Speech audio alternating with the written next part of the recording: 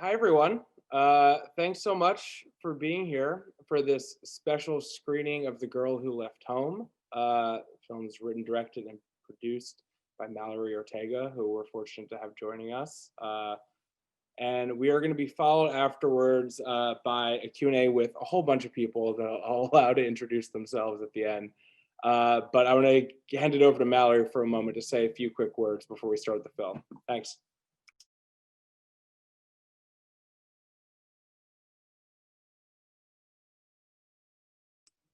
Mallorie, you're muted still.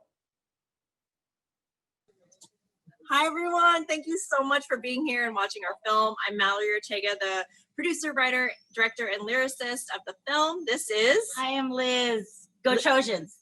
Liz Casasola, who plays Auntie Bess, and this is... I'm Emy Coligado. I play Mary Santos. And do not record the filming of the show, okay? Or I will pinch you in the nuts.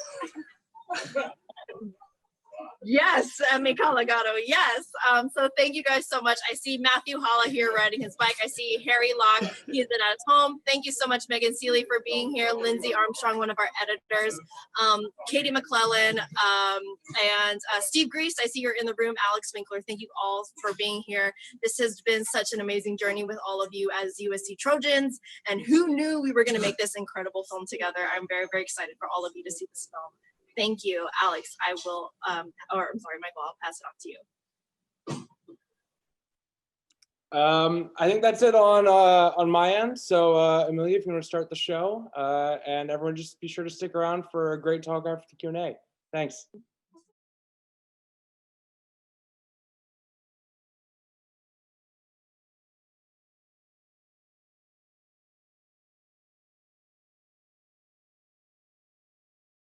Let's, while we wait for Mallorie to come back in, how about each of you we go through and you sort of introduce yourself and your role within the film.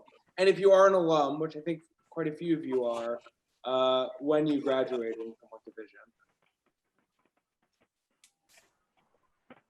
Oh, I should probably call on people, otherwise there's total chaos here. We'll just go kind of in order. Let's go, Harry, you can go first. So USC alum, class of 2014, and I was the colorist on the film. And Steve? I am USC production. I graduated in 2017, and I was a co-lyricist. And Katie?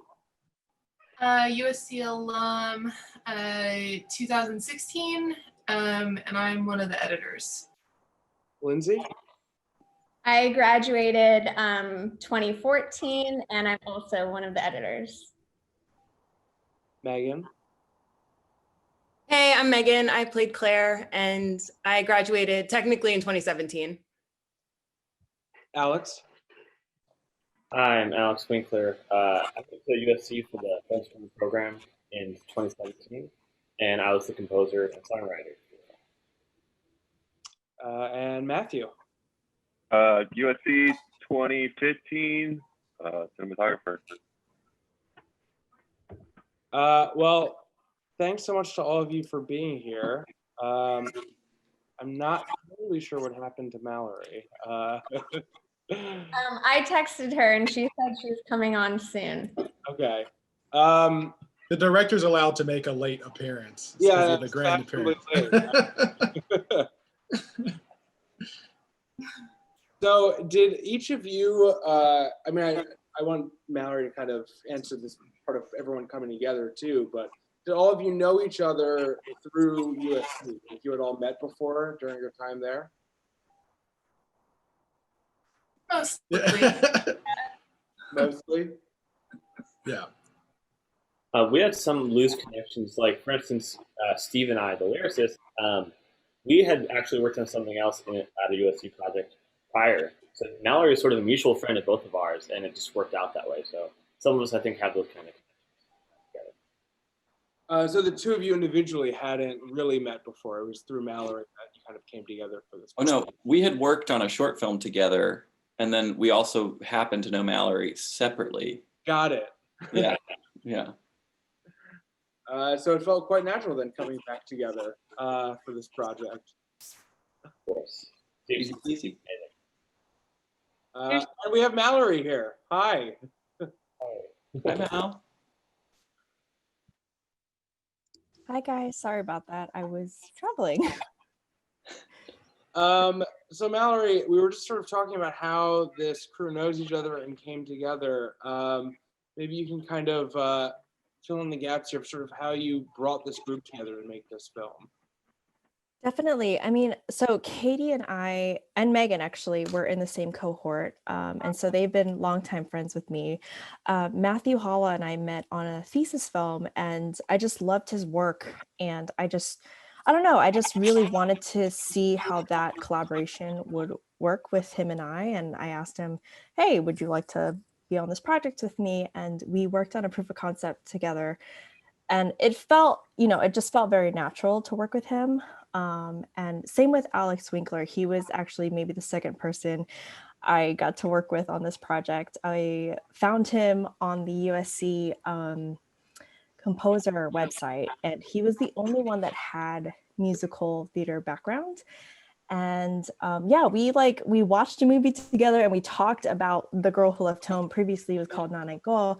And we just connected on the creative aspect of musicals. And once we worked on the proof of concept together, we just, I don't know, Alex, we just had like a very fluid collaboration process together. And that's what we shot with Matthew Halla for our proof of concept. And from there, it just felt very natural to continue to work together. And with Steve was actually, I TA'd his 507 class, and he mentioned how he, had a love for musical theater, and he worked on Mango Sticky Rice with me and Katie McClellan, who was an editor on the film.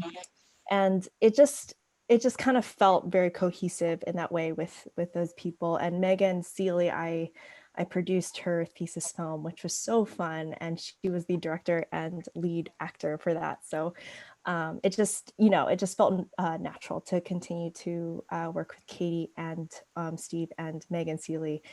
Lindsay, I met through a mutual friend of ours, and we just had the same love for musical theater. And she really took on this project with that type of mental capacity. And it was just so fun working with her and Katie in the editing process. And Harry came from, highly recommended from Matthew Halla, because they had worked on various projects together as well. And actually Harry colored, I believe, Megan Seeley's thesis project. I think I was the online editor on that, but I was involved with it, and I'm also her big sib. Yeah. Yeah, so it kind of just like all worked out in that way. Yeah, so it was just I had worked with Harry before, and it was just like, yeah, why wouldn't I go with anyone else but Harry for color? Yeah, that's kind of how our team came together. Well, I think it's great that there's such personal connections that came together for a film that clearly seems like such a personal story. Both of that's your first feature film, but I think so always has a personal element. But I also think kind of bringing this family story that has the musical together, everything about it kind of rings of coming like from a really personal place.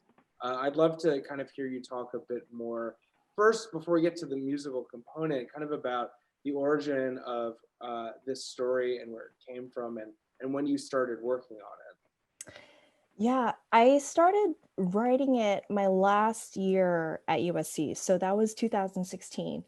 You always hear about when you leave USC, you need to have a feature film, ready to go. And I didn't understand what that meant, but I was like, okay, sure. Let me write a feature film really quick. And so it really started with me wondering what it would be like if I had a night out with my mom, and what it would be like if there were no barriers. And so I was like, well, the only way I would have my mom tell me any truths is if I got her drunk. And I've never seen her drunk. I've never seen my mom drunk ever. And so I was like, well, let me just imagine this happening. And so I just knew that if I took my mom out, it would have to be through a ride share where she'd be like, we're going to get kidnapped. This guy's a stranger. Why would you get in this person's car? And that's what happens in the film.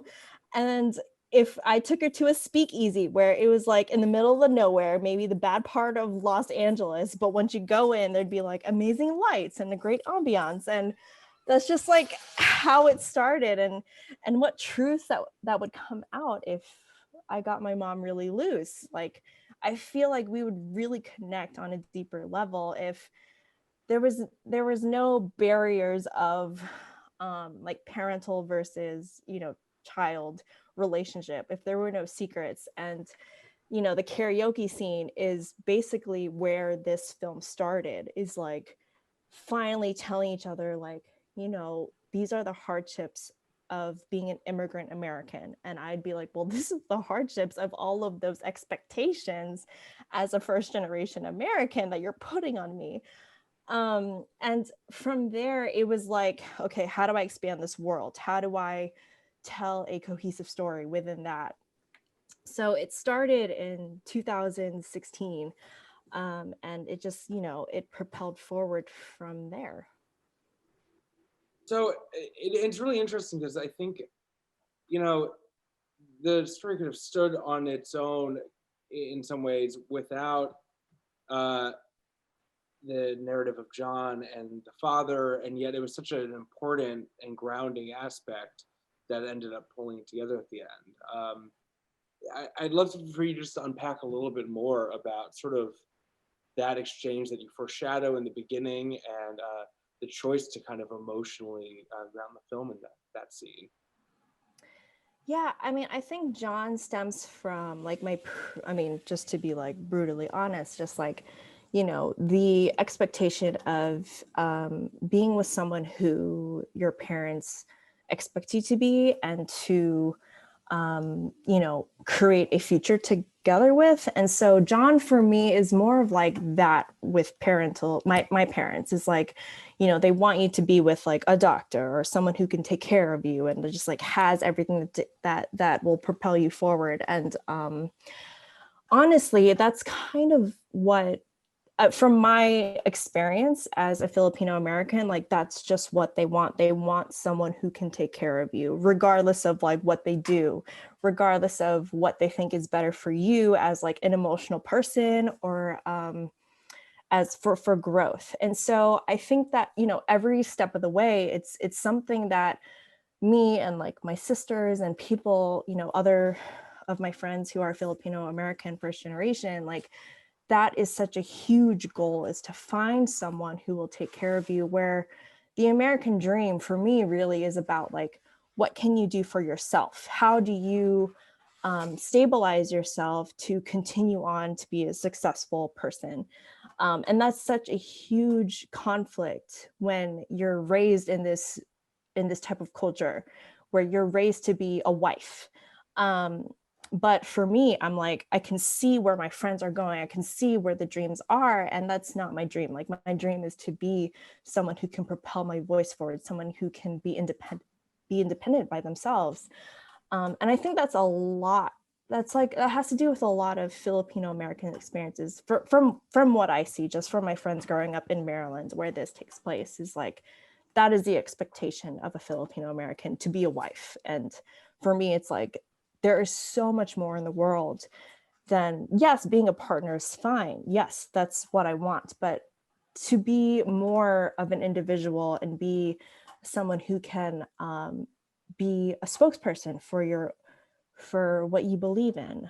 And that's, for me, that's where John comes from. And it's, I feel like, you know, watching it back from, you know, when we started premiering it in October till now, it's just like, it seems out of place within the whole narrative, but it really affects every decision you make as a woman in the Filipino culture, where we are basically bred to be the caregiver.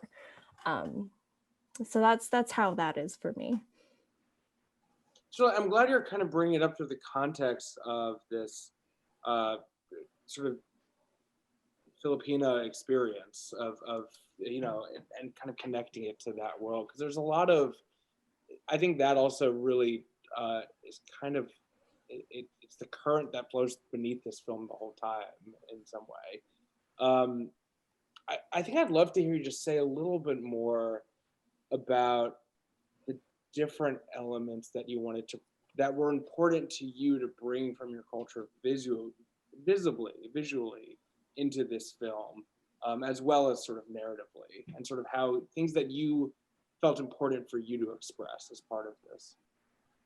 Sure. I mean, the first part is music, which Steve and Alex really helped me on. The second part is being raised in Maryland, which Matt, Halla, and Harry helped me on. First off, like, you don't see a lot of Filipinos, or I don't want to say like Pacific Islander Asians, but you know, seeing Filipinos in Maryland in the cold, in the fall, was so important to me, because for me, it felt like we don't just live in tropical places. We don't just live in hot places. Filipinos are literally everywhere. We take care of people. We're in hospitals. We're in so many places that for me, it felt like I want to see the beauty of Maryland. I want to see like the different settings of Filipinos. It's not just the bookend of a joke. You know, we're not just like the workers who, you know, make really cheap clothing. You know, we are real people.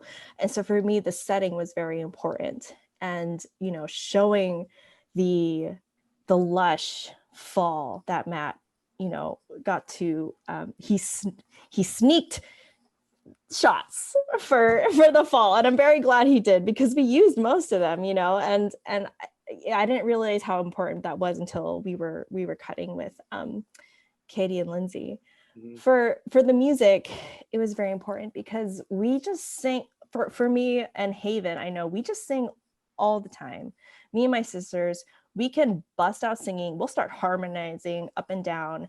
It's just, I don't know what it is. It's just like something about music and dance just really moves us. And it's just something that we can immediately fall into without even like being like, hey, harmonize this. We'll just start doing it. There's like no communication about that. And that was very important to me. And I think working with Steve and Alex was such a blessing, because Steve and I work really great together shorthand. And Steve and I with Alex can work very quickly in the shorthand as well. And just translating those emotions it just felt very cohesive in that way, without really having to like deeply explain like why these characters are feeling this way and why they have to sing it. They just felt like, yeah, that is important in a person's life to feel and to really accentuate within the film.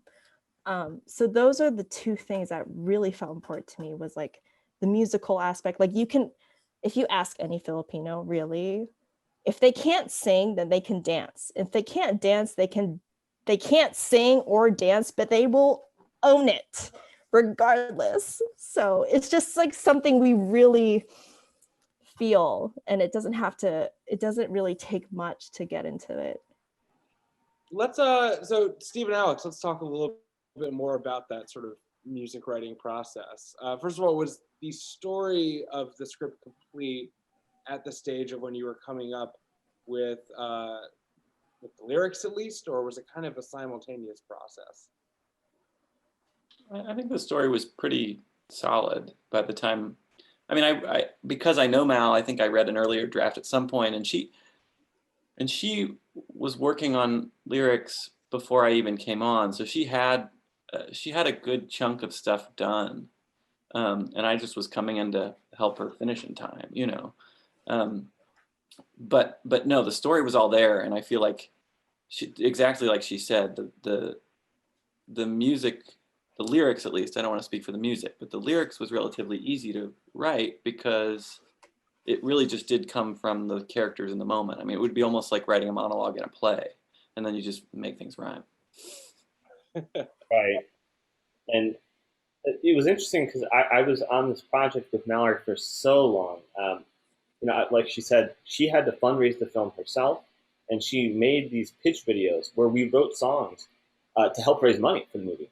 So we had already been writing songs and developing sort of themes, melodies that we could maybe use in other songs in the real deal picture. in the pitch process. So that was an interesting thing too, that we had so many stages of drafting up ideas. So by the time we got to work with Steve, we had already been through a couple stages, it felt like, of the creative process. And so it was really easy to work Steve into that whole mix because, like we said, we had worked together before, and we had already gotten so used to working together, me and Mallory, that it was really exciting to just see where we could go from there, to elevate the whole thing. So can you say a little bit more about, Mallory, about sort of that, because we brought up this sort of proof of concept that was a big part of kind of getting the funding together and all that. Can you talk a little bit more about that process specifically and kind of how you went about, because I'm sure there are a lot of filmmakers watching this who kind of want to hear more about the process of getting funding and kind of being able to put that part together. Yeah, it was a very difficult process. After USC, you get a lot of attention with your thesis film and things like that, and you get a lot of general meetings. I mean, that was my experience, and pitching to them this idea of an Asian American musical feature film. It was like, they're like, what? Okay, great. Update us when you can. I'm like, okay, cool. And it just really was very obvious that I had to do this on my own. And, we meaning me and like my ragtag team in Maryland, we did 3 crowdfunding campaigns, 3. And it's like, if you want a successful one, you really got to go for it. You really have to be attentive and make more content and, make people excited about a film that doesn't even exist. And so, when we made the proof of concept, it was Alex and Matt and I, we were kind of just like trying to figure things out. We took scenes from the film that I thought were really important that we needed to film and would help us, pitch to others. And so I think we filmed maybe like 3 scenes, and Alex and I made 2 songs, I think, Alex. Can't remember. It's been so long. Yeah. So the song that Paolo sings, We're Not Alone, it used to be called Mabanghay Mai Buhay Mai Pag-asa. And it was a very traditional sounding song at first. And that changed once Paolo was on, because like Paolo is a great singer and he wants to be like Bruno Mars.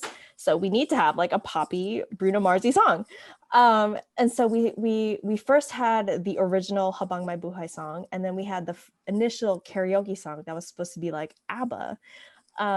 But then once we cast Paolo and Emy, it was just like, that's not their genre at all. Like they would excel more if it was more like Journey and more like, what was the other one? Bruno Mars. Yeah.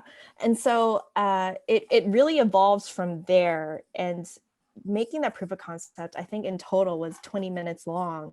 And I took that 20-minute short film, I showed my parents, my parents' friends, my friends, my friend of friends, and it just, it really opened up a community within Maryland and Los Angeles and New York to have like this network of people that really believed in the mission and believed in the story.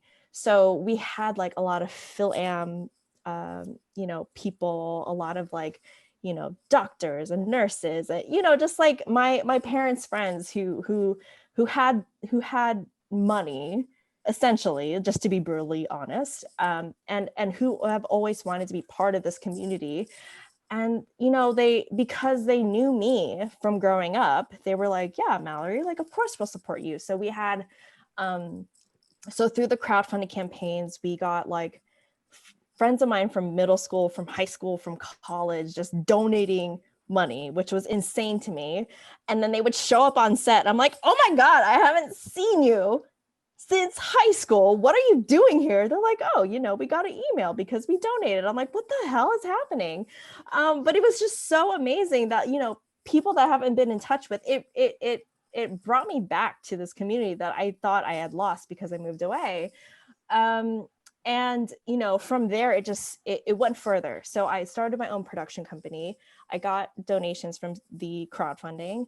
And from there, it just boiled into it really boiled to a community project. I had so many people coming in from DC, Maryland, and Virginia to help on this film and to donate their time, donate their food, and donate rides and shelter. And it was a very, very great experience just putting that all together.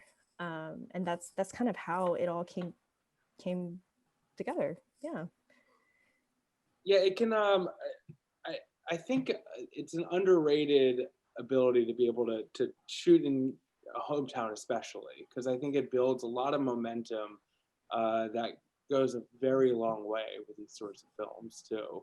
I know other filmmakers kind of said that as well. Matt, I want to talk a little bit about, since you've been on this so much from the beginning. Before I ask you the question, I also want to point out that I saw you adjusting your lighting halfway through this Zoom call, and I really appreciate the attention to detail that goes into just every time there's a camera involved. I thought that was really wonderful. I try not. It's just a Zoom meeting. Come on. No, I moved the light though. It's bouncing off the wall. So Matt, how did you were involved in the beginning of this. You shot the proof of concept.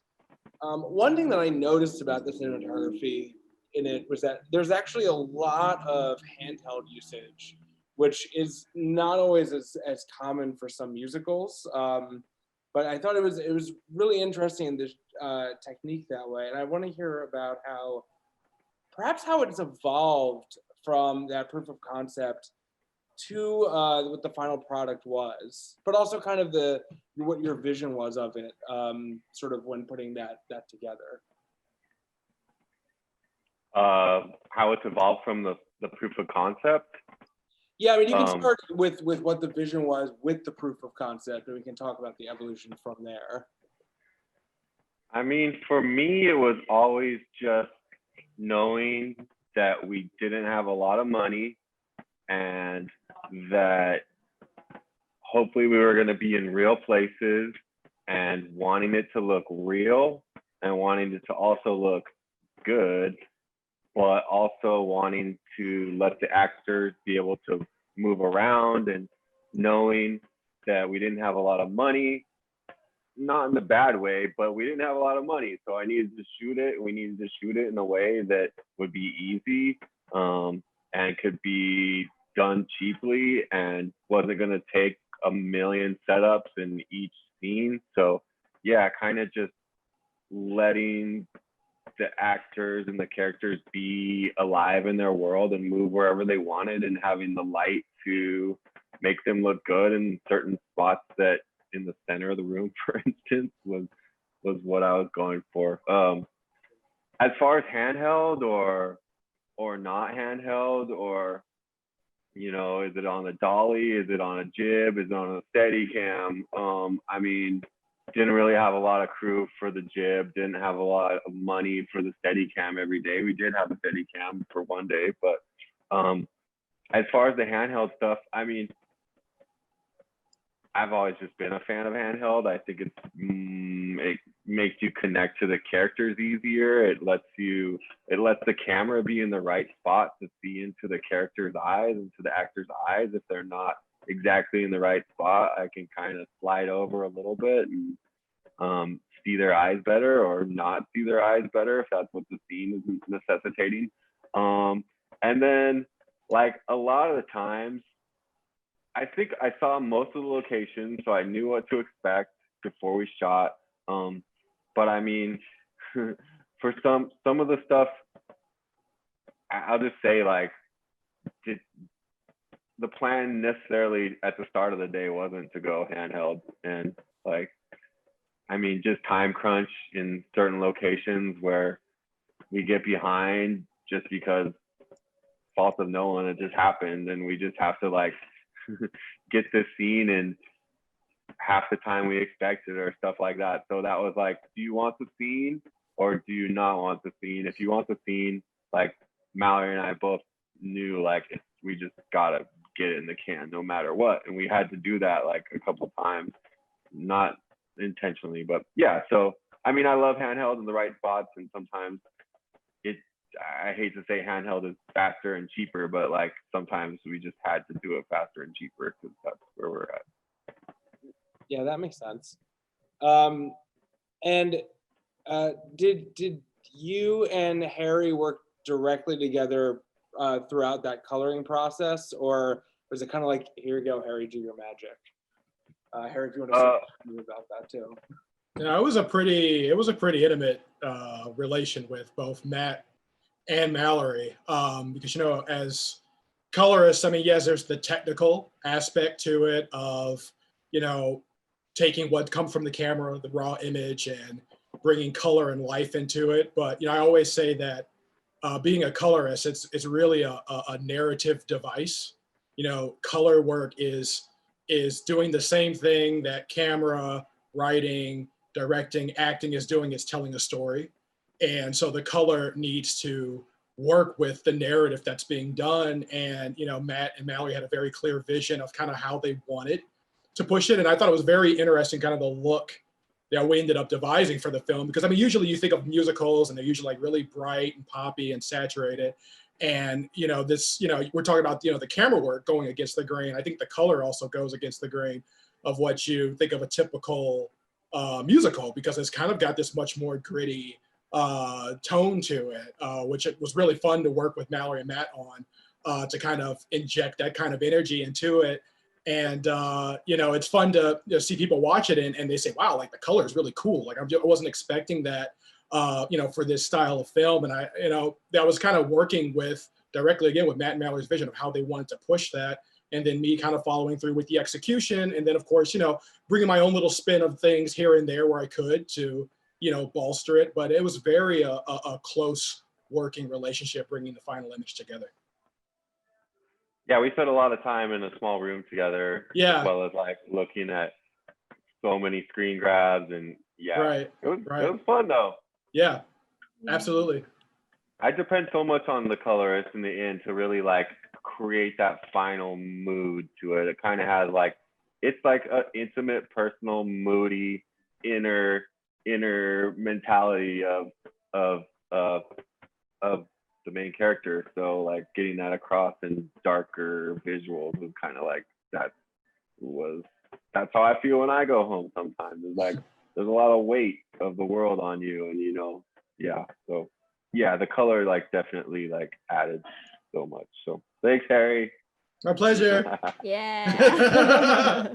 My pleasure. I think that's a really good point, though, of balancing sort of the expectations of musicals as a genre with sort of the formal aesthetics that you're utilizing that are kind of more reflective of the weight of the situation, as you said. For Lindsay and Katie, I'm kind of curious about that balance for the two of you, and sort of if the genre of the film played any role in sort of how you wanted to approach editing, or sort of like what Matt was saying, you know, that didn't play a central of the motivation. I think like the first scene that I edited was the opening, which is her audition. And so I was really excited to edit a musical because, as Mallory said, I did musical theater growing up and I've always wanted to work on a musical. So I was excited to get those dailies first and to start on that. Of course, obviously it's really difficult and it was pretty challenging, but I think with all of editing, you just go with, you know, what the story and the characters are trying to tell you. And also watching the cinematography and stuff, you can tell what the intention is. And I don't think that I really was trying to channel anything specific, but I do have a love of musicals. So maybe that came into it, but you know, it was mainly just editing to tell the story we were trying to tell, and paying attention to what, you know, the actors were giving, and yeah, just editing it that way that would just serve the story best. Yeah, I agree. I mean, it's very much like trying to craft the story, but while also having like new challenges, you know, than just like if it were a narrative, like a straight narrative, you know, like, okay, how do I cut this dialogue scene? But then there's clapping, and then there's dancing, and then there's music, you know? So, but when you figure it out, it's great. It's a great feeling, you know? And a lot of editors are pretty musical because, you know, we have kind of like a rhythm inside us, which is why we like editing. So, you know, even like my favorite thing to cut was We're Not Alone. And that was like a really long, it was like 8 minutes or something because it's a longer song, but then there's like montage in the middle. And that was just really fun having the music and then just it being like a rhythmic experience to edit too. Yeah, we didn't have to like find any music cues, like temp, you know, like they were kind of already there, which was nice. We had a few temp cues, but not. You're right, we did. So on a more sort of technical level, I think because of I think of editing as such a solitary process. I just love to know kind of how you break up your sort of duties in going about editing together and how that process works for you too. Well, initially Mallory kind of like assigned us scenes. She broke it up. It wasn't like, you know, I got the first half and Lindsay got the back half. It was more like we both got like a big musical number and we both got a heavy dialogue scene. But what was really great is that you know, once we got our first cut, we started trading scenes. And so we got kind of each other's perspective. And when, you know, we had like editor's block or whatever on one scene, the other person could jump in. So it was really collaborative and it was really great. Yeah, and we all worked together. Katie and I had a couple sessions alone putting it together before Mallory saw it. And then once Mallory was involved, we came to my apartment and worked in my office every weekend for like 10 months. So because Katie and I both had full-time jobs, so we were kind of, you know, we did it like at nights and then all together every single weekend. So we all saw a lot of each other. And but that, you know, it's fun to have other people. And like Katie said, if there was something like, you know, one of us couldn't figure out and then someone knew a different scene better and was like, oh, maybe this footage might fit in your scene, like we could kind of move things around by communicating that way too. Yeah, you know, you both mentioned also like how intimate of a space this is, how much time is spent together. I think I would love for Mallory to kind of expand on that element of it, because I think it should really be, especially for the students watching, I think it's really important like to emphasize kind of how familial this process is and how close, you know, it has to be of working together. And so I'd kind of love for you to just unpack a little more of like, first, like kind of what the, I'm trying to think of the wording for it. Kind of how significant that was of like having this group that you already had a working relationship with to kind of support each other through the process of making it. Yeah, I mean, I think, you know, it is really true when someone says surround yourself with people who are smarter than you. And, you know, a lot of us are working as first-time feature filmmakers, but, you know, I've seen Matt Halla's work. I've seen Megan on set. I have seen Katie and Lindsay and Harry, who we worked with before. I mean, all these people who are on this panel, I've seen them work before. And I knew that I had to be a producer because no one was going to produce this film for me. And I knew that I wanted to direct this because I wrote it.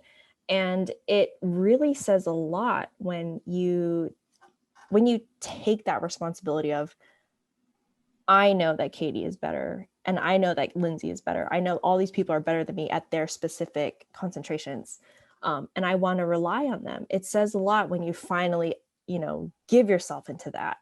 And I really trusted all these people on the panel because I was wearing so many hats on set.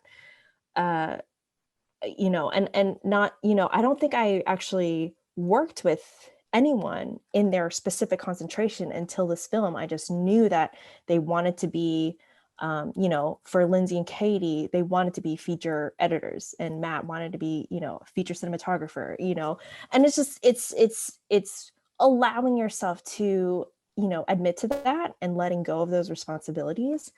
And honestly, it was probably the best decision to give into our Trojan family, because I know how they were trained and I know how I'm trained. And it's just like, we can speak the same language. It's so important.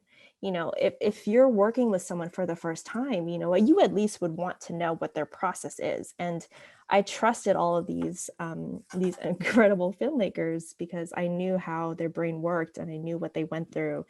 And that's ultimately the most important thing I feel for working on a project, is being able to trust all of them, all your teammates within their concentrations and their expertise. Because when it comes down to the day, you can't keep track of this stuff. You can't. I mean, I was producing and directing, and I, wrote lyrics and blah, blah, blah, blah, blah. And it was my hometown, and I had to think about my family who I brought into this film, which they did not ask for. So I'm thinking about all that stuff. And I had these incredible people to support me and to be like, hey, this is what you got to do. And I'm like, okay, yeah, okay. I'll listen to you because you know better than I do. And I feel like that's really important when you're making a feature film or just making a film in general. Like, it's just so not about you. It's really about your team. And I'm just very grateful that all these guys agreed to work with me. Yeah, that's such a great point. I want to, I'm mindful of the time here, I want to bring in some audience members to ask some things. I see a few people have already asked questions. What I'm going to do is invite you up to join the panel and ask your question. You can turn on your video if you want, or just use the mic. Or you can, say, I don't want to do either, and just do it in the question box. So the first person who asked something, looks like was, I see Casey already left, but Priscilla Spencer, I am going to bring you up. So you're going to join the panel, and I invite you to turn on your video if you want.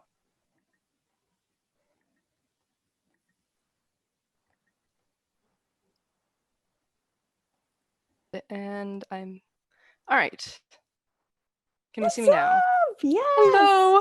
Oh my gosh, that was absolutely spectacular. Thank you. And it's so cool to see, because like from like the earlier Kickstarters and everything, to like see this actually come to fruition.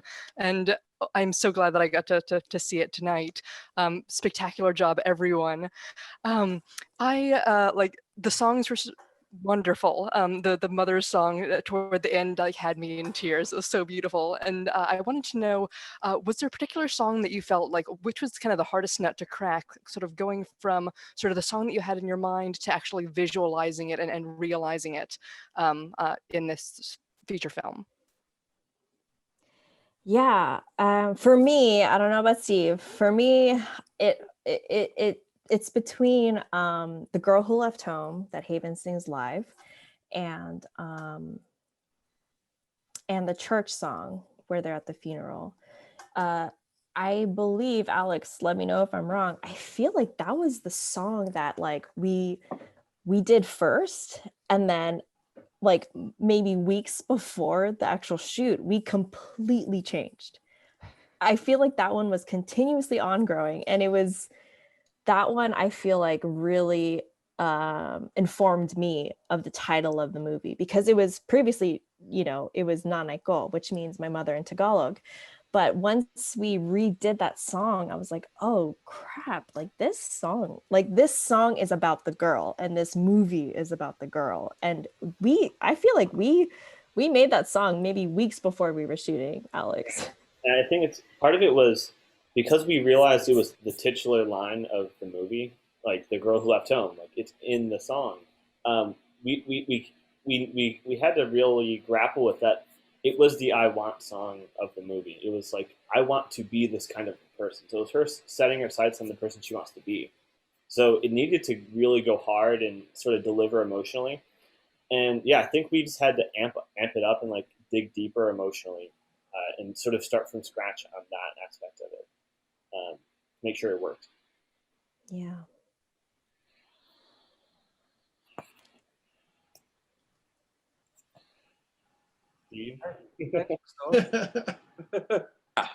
Yeah. No, I was gonna say I didn't do that much with the church song, I don't think, but I remember you guys going through multiple iterations of it. I was gonna say I remember the writing process on that one being quite challenging, and was incredible to me, because I was sort of watching it more from the outside, was how simple it ended up being, and how the clarity showed up once it became simple. Yeah.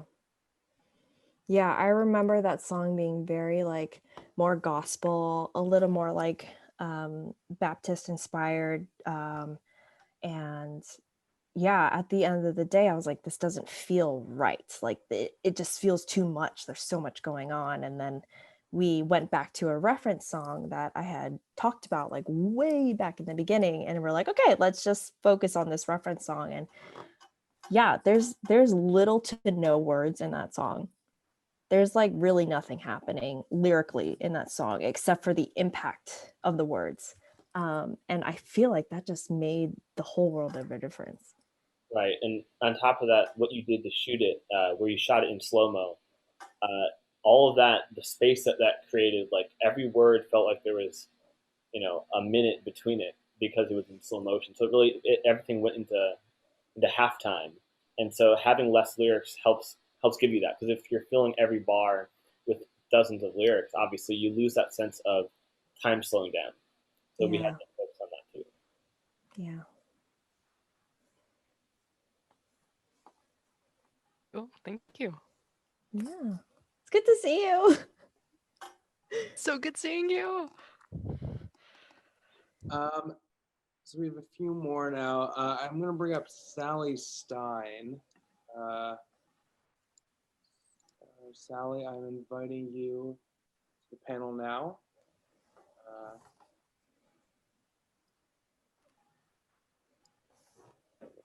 There we go.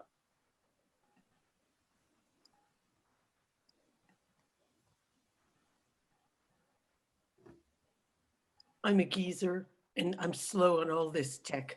But first of all, just kudos to all of you. I was so impressed. I'm not even a big fan of song and dance movies, and I was instantly grabbed because there's such a strong storyline. But now I want to know, especially in these very challenging times, how are you going to get this out? Or how are you trying to get this out? Because I think everyone should see it. But how does one do that now? Oh, Sally, it is such a great question. What a great question that everyone is wondering themselves. I'm not gonna lie, everyone is wondering it. So what we're doing right now is we're still going on our film festival circuit as you normally would with any independent film. Currently, we will be going to Hawaii International Film Festival next month. That's from November 5th through the 29th. And that'll be nationwide. So what we're hoping to do is to reach out to our contacts, reach out to our network, be like, hey, this is what's happening during November. Please watch our film. And we have been talking to some sales agents, and, during COVID, there's not enough content. People have watched all the stuff that's on there.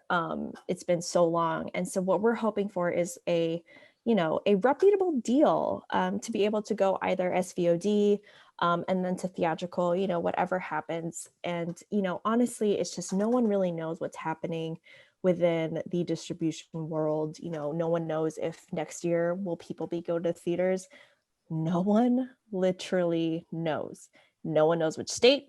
No one knows which nation. It's all just dependent on how much of the distribution and, the buyers, sellers, like who who really believes in this film and who believes in your story. And we're just, me personally, I'm waiting for that great fair deal. And that's all you can really ask for an independent filmmaker, whether you have a big studio on board and whether you have, just again, a ragtag group of people who really believe in your story and want to push it forward.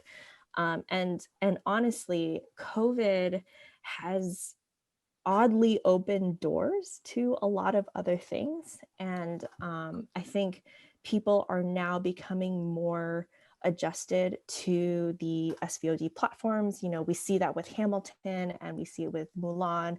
Obviously that's Disney Plus, who has the time and the money to explore in those things. But I think that the numbers is what is making people really interested in the SVOD platform instead of just in theaters. And so for us, it's continuing on this traditional route of film festivals, but at the same time trying to see who is open and looking for new content. And there are just so many distribution companies now, whether it's small or big like Netflix, that want this content. And right now we're just waiting for that right deal. And so we're going to continue on our film festival journey. Hawaii is like one of the biggest within the Pacific Ocean territory. And because we are, this film is based in Philippines, where it is Pacific Islander, we're really, really excited to then make the bridge to Asia. And so we're looking forward to that opportunity.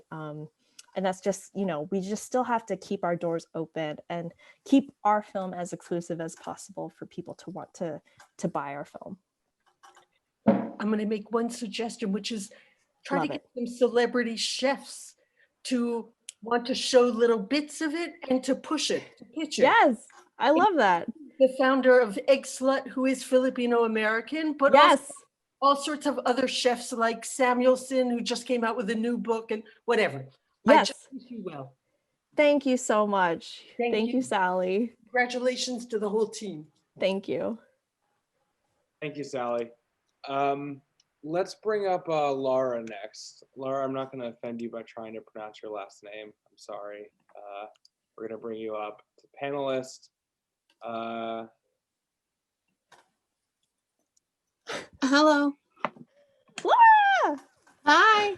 Hi. Sorry, I was not prepared to be on camera, so I will be the faceless person. It's all good. It's so good to hear from you. You too. I have been so looking forward to seeing this, and it was really powerful and wonderful.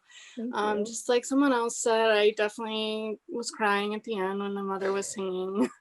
I felt it was such a powerful representation of a first-gen child's experience and all the dreams and hopes that the parent puts into providing a better life. And I know from knowing you, I feel like your work ethic so represents this like hardcore drive and determination.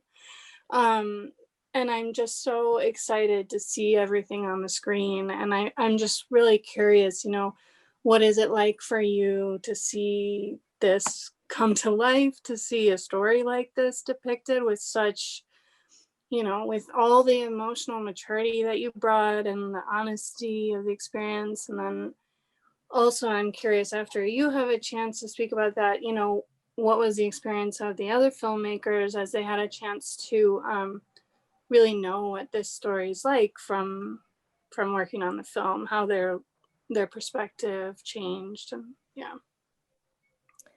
Yeah. Well, for me, to answer your first question, it didn't really hit me until the last, the second to last scene when they're in luau. Like, that was one of our last days of shooting. And it was me, Paolo, Emy, and Haven, and we're just like joking around, talking in Filipino accents, just like laughing. And I was like, wait a second, like this is so special. Like I never thought I would be able to like joke about my own culture on set with the actors in this way. It was just like such a surreal moment for me. I was like, holy crap. we're like, we're making a Filipino American film, you know? But I think what hit me most was when my dad was like, you know, when he first heard a stage reading of the script, he was like, so this is what you think Filipino dads are like. And I was like, oh my God, like not all Filipino dads are like this. He's like, yeah, I know, because Filipino dads are funny. And I was like, I'm sorry, you think you're funny? Like, you don't see yourself in this at all? And it really like made me realize, like, oh my God, my dad doesn't even realize the impact it has on himself to see someone like him on the screen. And he thought I was talking about him. I'm like, dude, are you dead? No. Did this happen to our family? No. Did this and this and this happen? You know, and it just like when he was like interrogating me, he was like, you think this about me? You think this about me and your mom and our family? You know, and I was just like, dude, this is not about you. Like, this is like a culmination of things. First of all, that I saw and experienced, and just like, you know, as a writer, just like exploring as like conflict and resolution. And I think that's what hit me the most was like, as a first generation, you know, American, it's just like, we haven't seen ourselves so much that we just like immediately grasp onto this and feel like, so this is how you're going to show us in public. No, this is just a part. There's so many more experiences, but the fact that this is the first is so impactful to you. It means that there needs to be more. And that was like a huge revelation to me, is when he told me about his feelings about my script. It was just like, this is only one of many to come. Like, you will trust me, Dad, you will be redeemed when someone makes a script about, you know, if he was in Taken and he like saves the daughter, you know what I mean? It's like, that's the next one, but this one, mine, is about this. So that's how it was for me making this film. Yeah. Those are such beautiful stories. You gave me chills. Yeah. Thank you. Yeah. And how about for the other, I don't know, for anyone else on the crew, if there was something enlightening about, you know, coming to understand the story or being on the set or.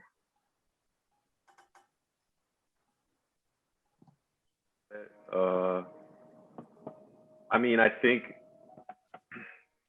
at the most basic, it's a story that we can all identify with. I could personally identify with being torn between emotions of your parents, like being loyal to them, going back, sacrificing yourself for them because they've sacrificed so much for you. And just, it's like, that's tough. I mean, no matter whose story it is, that's something like, if you have any love of your parents, or maybe not love even, or whatever, like, you can identify with that story. So I think this is good at just personalizing that and making emotion just concrete or physical, or getting it on the screen. But one thing, I mean, the movie, the crew being on set from the beginning to the end, and the post-production process was kind of like, it definitely was a family, and we all lived in the same house. Most of us, I think there was like 10 or 15 crew members living in the house that we were living in, and we'd wake up and we'd there'd be breakfast. Mallory would have to cook breakfast for us. She didn't have to, but she did. And we go to set, and we go to Mallory's family's restaurant, and Mallory's mom would be there, and she'd be helping, and she'd be like, is everything okay? Yes, it's good. Are you getting fed? Yes. Mallory's aunts would be there, like, and they became our aunties. Like, it was just a really communal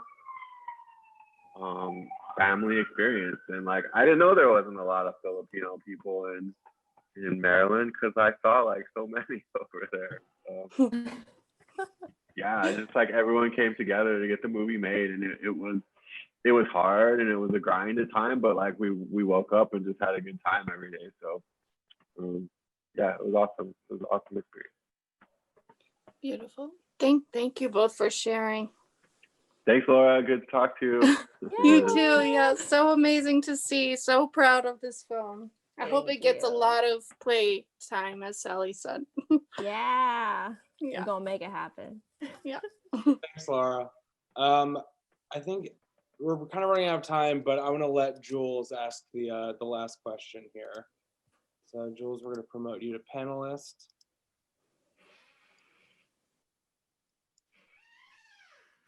Let's see.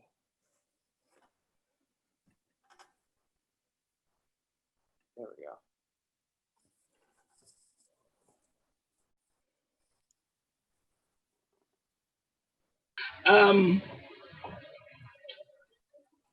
Oh, interesting. All right.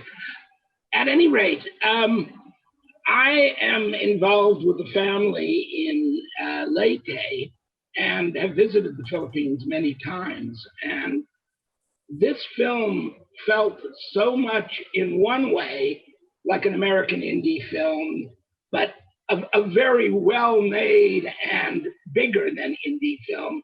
But it also felt like a rather typical, in terms of the way it played, Filipino film. And I was wondering, since so much of the crew and the behind the scenes talent is non-Pinoy, I was wondering, was there a conscious decision on Mallorie's part to make this film feel not just American, but very Filipino as well? Yeah, I mean, again, it's from my perspective. So, all I know is the American experience, being raised under a Filipino traditional household. And the people you see here, none of them are Filipino, but my co-producer is Filipino. My associate producer is Filipino. There's so many actually other crew members that are Filipino that really influenced the movie. And in fact, when Paolo and Emy came on board, they're veteran actors who I looked up to when I was younger, that I never dreamed of casting. I didn't think they would be interested. I didn't think Paolo Montalban, Prince Charming of Cinderella, would be interested. But once I got them, they really propelled this story forward. But it was very much an intention to write this film in the American point of view than the Filipino-American point of view. I think that, not only myself, it literally took me to write this film to understand where my parents came from. And you hear this a lot, the sacrifices that they made to give me the opportunity. You'll hear that endless of times in so many other Asian films. It's all about the sacrifice, right? But the value and the depth of their sacrifice never really hit me until I had to think in their perspective. And that was kind of mind-blowing. I'm not gonna lie. It made me closer to my parents. I don't think I really fought with my parents after I wrote this. And that's, 4 years. I never really fought with them after I wrote it, because I was like, oh my God, I'm a piece of shit. Pardon my language, but the reason why they call me ungrateful is because I get it now, and I felt like I really wanted more of my generation to understand that. And it felt important to me, because then you really learn the value of the life you're living. I am just so grateful that I grew up in America. If you look at the Philippines, it's just I don't know what to do. I don't know how to help. I just can't. You know what I mean? And so the life in America, considering what we're in right now, it is still better. It is still better than how people grow up in the Philippines, how my ancestors grew up in the Philippines. And I just don't know how to help. And so I wanted that more American experience in it, because it's just so important to really understand where your parents came from. And, the farther we go, the more disconnected you will be from your roots. And, in the very, very beginning, I just remember Alex and I wanting to write a song about your roots. And I don't know, and we couldn't really come with it. I don't know what happened, but collectively, we just couldn't figure out how to make that the theme. We couldn't, it just didn't happen. And not to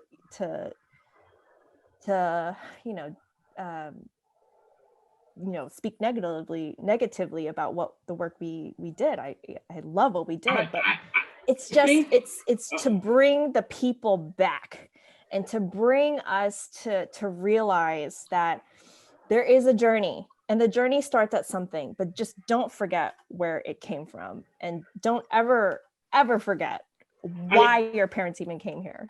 I think if you send this film to the Philippines, it will be quite a hit, and I think the people there will relate to it very much so, and appreciate the people who have made the exodus.